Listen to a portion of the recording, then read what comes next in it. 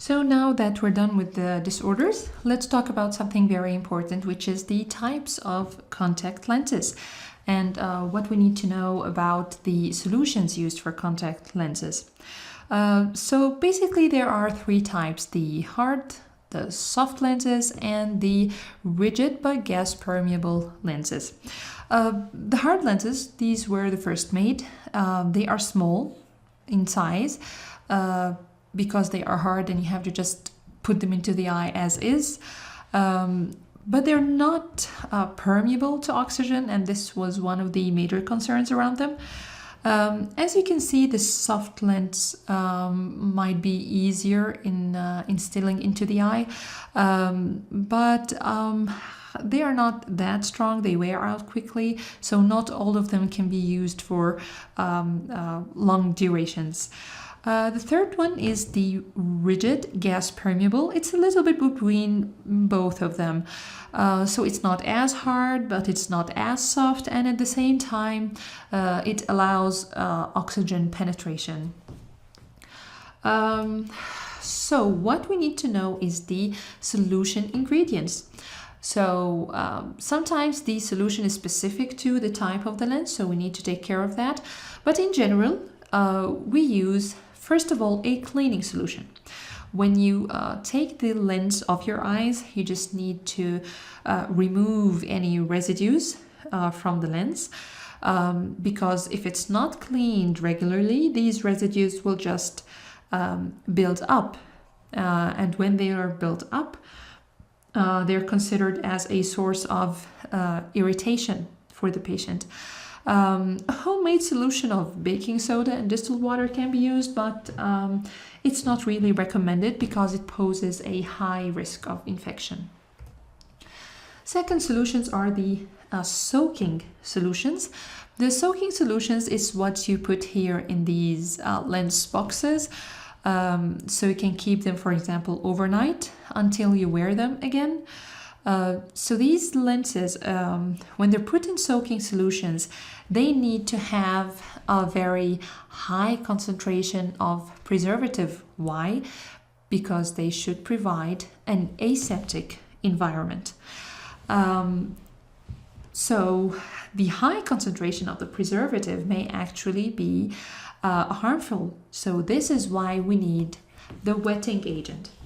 The wetting agent is applied to the lens when you take it out of the soaking solution. It just gives it this hydrophilic lubricating environment. They're not really necessary if a person just tears up a lot when they add the lens. The tears work exactly as the wetting solutions. There's a very convenient product, which is a multi-purpose product. It just works as a cleaning, soaking, and wetting solution at the same time. But the cleaning would not be as efficacious as the cleaning solutions on their own. Another solution that could be used is a re-wetting solution. Re-wetting solution means that you can wet the lens when it is still in the eye, and this is the only one you can use directly on the eye.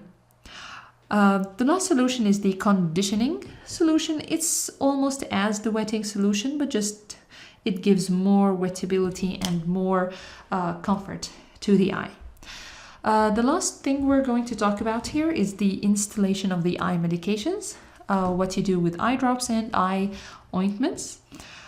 So first of all, if it's a suspension or milky solution, you just have to shake it well. Wash your hands thoroughly before you add any eye drops or ointments. Just sit comfortably, sit in a well-lighted place. Make sure to read the label of the medication, especially for the people who use a lot of eye drops, maybe ear drops, nose drops, because sometimes people mix these up, or children play with the boxes and change the bottles and the boxes. So you just need to make sure you're giving the right medication, and never, never, ever touch the tip of the applicator because you're directly infecting the bottle. Hold the lid down, as you can see in this image, and here there's this pouch that is formed where you can add the eye drops.